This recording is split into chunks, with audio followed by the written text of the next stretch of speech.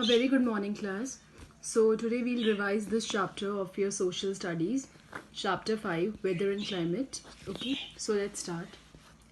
So, weather is defined as the condition of air temperature, air pressure, wind, humidity, and rainfall in the atmosphere at a given place in time. Means air basically, the weather basically defines that how is the condition of the air temperature, the air pressure, wind, and the rainfall in that atmosphere at a given place and time.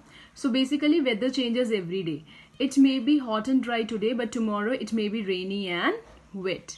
So the weather conditions in the morning may be different from that in the evening. So if there is any change in the weather condition, that gives rise to season. Means like if the weather is hot, okay, so it is summer season. If the weather is cold, it is winter season. So in India we enjoy 3 seasons: summer, winter, and monsoon.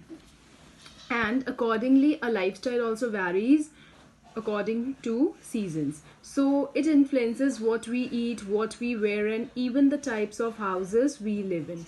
It also determines the crops that farmers grow. So farmers grow different crops in different seasons. And like we prefer ice cream, cold drinks in summer season, but in winter season we prefer something very hot. So a lifestyle also changes according to change in season. So next we'll talk about climate. The weather condition that prevails over a large area, that too for a long period of time, is basically known as climate. So the climate of a place remains more or less the same year after year. So in different parts of the world have different types of climate.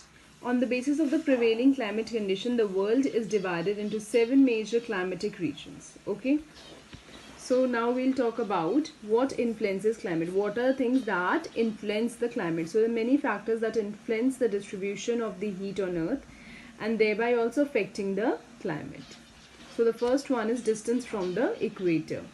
So when the rays of the sun falls on the surface of the earth, so near the equator, these rays are vertical and spread over a small area. As we move away from the equator, like as we're moving away and away from the equator towards the pole, the rays become slanting and covers a larger area. So though this places near the equator, the places that are near to the equator are hot, means receives more heat, and these places are hotter than those places that are away from the equator. Okay.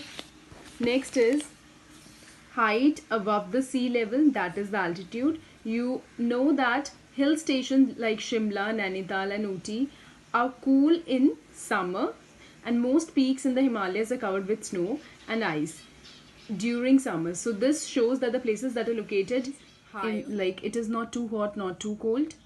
So it is due to the effect of the sea breeze, and water bodies heat up and cool down at a slower rate than land. So in summer, therefore, the sea is cooler than the land. Hence, air over the sea is cooler than that over the land. So this cool air is called sea breeze, which blows from the sea to land, making the land cooler. So in winter, the opposite happens and the land becomes warmer. So the places that are away from the sea do not get sea breeze, and so they are extremely hot in summer and very cold in winter. So such a climate is called extreme climate. Okay, so let us, like for example, they have given you example over here, that is, let us compare the climatic condition of Delhi and Chennai.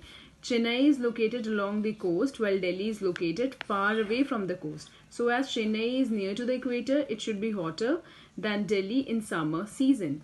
But this is not so. Chennai experiences a mild climate throughout the year as it is near to the coast. Okay, then is directions of wind.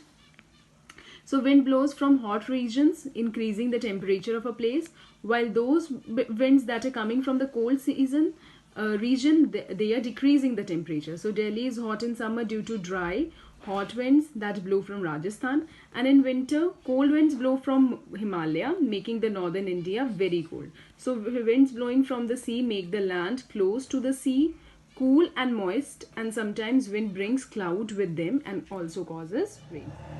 Next is humidity and rainfall. So moist or water vapor that is present in the air is called humidity. And humidity causes humid air causes rainfall. So places that are near the equator that are hot and humid, and they receives a lot of rainfall. And air over desert does not have any moist, and so these places receives very little or no rainfall. So very cold places experiences snowfall, and the amount of rainfall and the season when it falls also influences the climate of a place. Next is heat zones.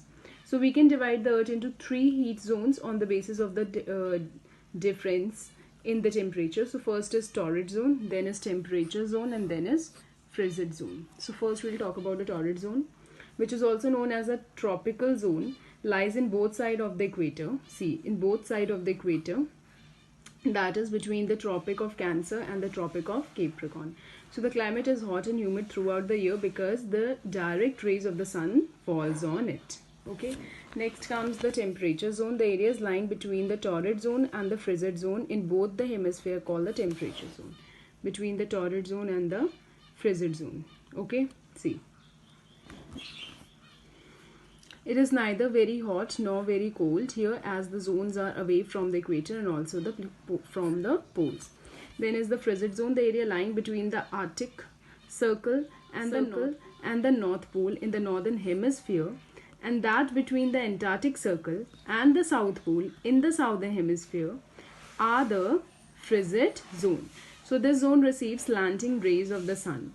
It remains very cold throughout the year. Okay.